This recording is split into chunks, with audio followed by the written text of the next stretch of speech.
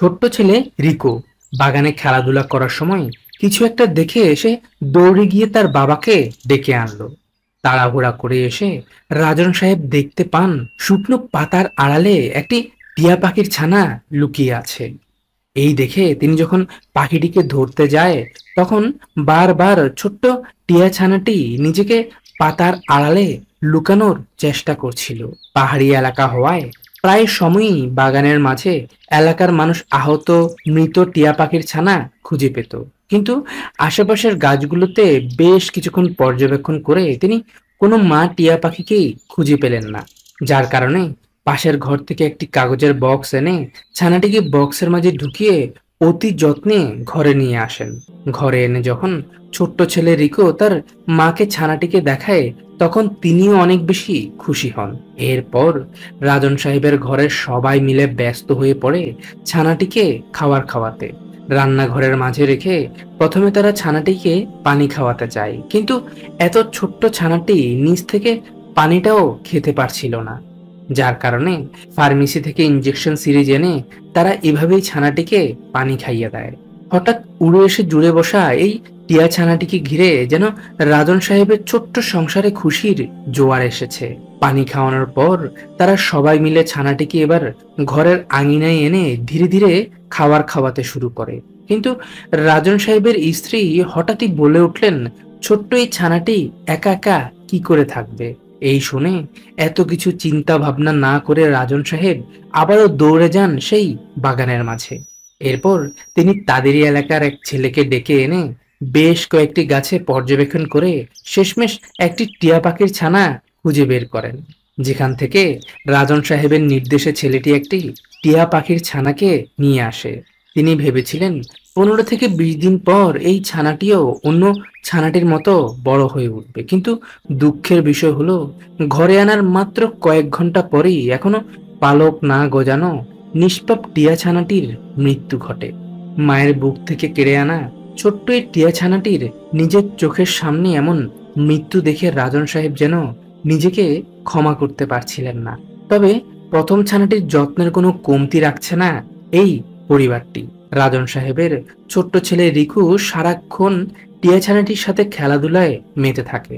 ভালোবেসে রিকো তার ছোট্ট বন্ধুর নাম রেখেছে মিঠু। সে অনেকভাবে ছানাটিকে খাইয়ে দেওয়ার চেষ্টা করলেও ছোট্ট ছেলে রিকো কোনোভাবেই খাওয়াতে পারছিল না।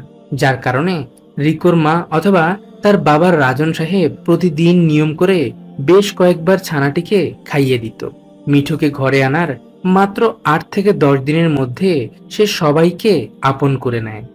ইদানিং তো রাজন সাহেব তাদের রান্না করে খেতে আসলেই মিঠু দৌড়ে চলে আসে তার সাথে খাবার খেতে। থালার এক পাশে যতক্ষণ না পর্যন্ত আলাদা করে তাকে খাবার দেওয়া না হবে ততক্ষণ সে অসহায়ের মতো দাঁড়িয়ে থাকবে, কিন্তু বদমাসটিকে খাবার দিলে সে আর খেত না।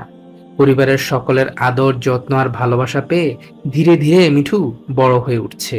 সে যতই বড় হচ্ছে রাজন সাহেবের দুশ্চিন্তা যেন বেড়েই চলেছে, কারণ মানুষের সাথে টিয়া ছানাটির একদিনে বন্ধুত্ব হয়ে গেলেও সে তো একটি বন্য পাখি। সঙ্গিনী ছাড়া সে কিভাবে তার সারাটা জীবন কাটিয়ে দিবে। এসব ভেবে তিনি আজ বাজার থেকে আরো একটি টিয়া ছানাকে নিয়ে আসেন। তাদের দুজনের বয়সটা কম হওয়াতে খুব অল্প সময়ের মধ্যে তারা একে অন্যকে আপন করে নিয়েছে। তারা আবার মিঠুন নামের সাথে মিল রেখে তার নতুন সঙ্গিনীর নাম রেখেছে ঋতু। প্রথম দিকটায় তারা পাখিগুলোকে রান্নাঘরে রাখলেও দীর্ঘদিন তাদের সাথে সময় কাটানোর কারণে তারা যে পাখিগুলোর প্রেমে পড়ে যায়, যার কারণে এখন পাখিগুলোকে তারা রান্নাঘরে না রেখে এখন তাদের নিজেদের রুমের মাঝেই রেখে দেয়। শুধুই কি তাই, এখন পাখি দুটো সারাক্ষণ রাজন সাহেবের ঘরের মাঝে খেলে বেড়ায়। পাখিগুলোর হাবভাব দেখে রাজন সাহেব ধারণা করেন মিঠু একটি পুরুষ পাখি আর অন্য পাখিটি মেয়ে পাখি হতে পারে। মাস কয়েকের মধ্যেই তারা পুরোপুরি বড় হয়ে যায়, আর তখন তিনি বুঝতে পারেন তার ধারণাটি সঠিক হয়েছে। কিন্তু বেশ কয়েক মাস ধরে রাজন সাহেবের পরিবার প্রতিদিন ঘন্টা কয়েক মিঠুকে কথা শেখানোর চেষ্টা করছে। দীর্ঘ প্রায় 3 থেকে 4 মাসের অক্লান্ত পরিশ্রমের পর মিঠু এখন আদো আদো করে মানুষের মতো কথা বলে।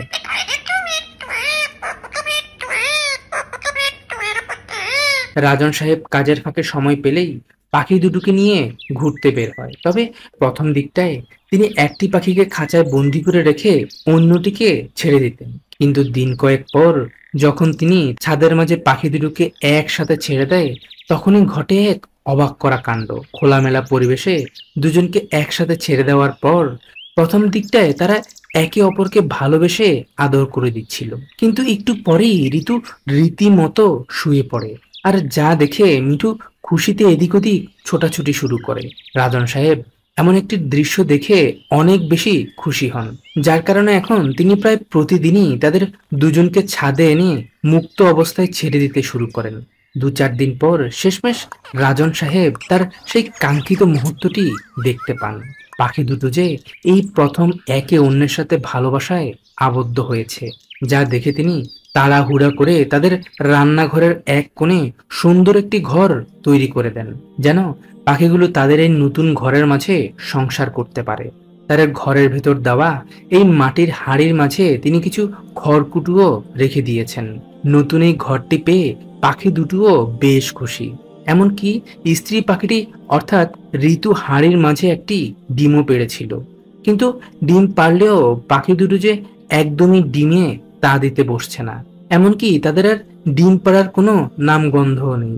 2-1 দিন ভালো করে পর্যবেক্ষণের পর রাজন সাহেব বুঝতে পারেন ইঁদুরের আক্রমণেই পাখি দুটো আর ডিম পারছে না, যা দেখে তিনি দ্রুত তাদের বাসাটি খাঁচার মাঝে স্থানান্তর করে দেন।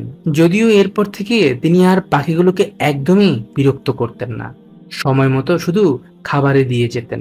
প্রায় 40 থেকে 45 দিন পর খাঁচা থেকে ভেসে আসা কিচিরমিচির শব্দ শুনে রাজন সাহেব আজ সাহস করে ধীরে ধীরে পাখিগুলোর হাঁড়ি পর্যবেক্ষণ করতে যান।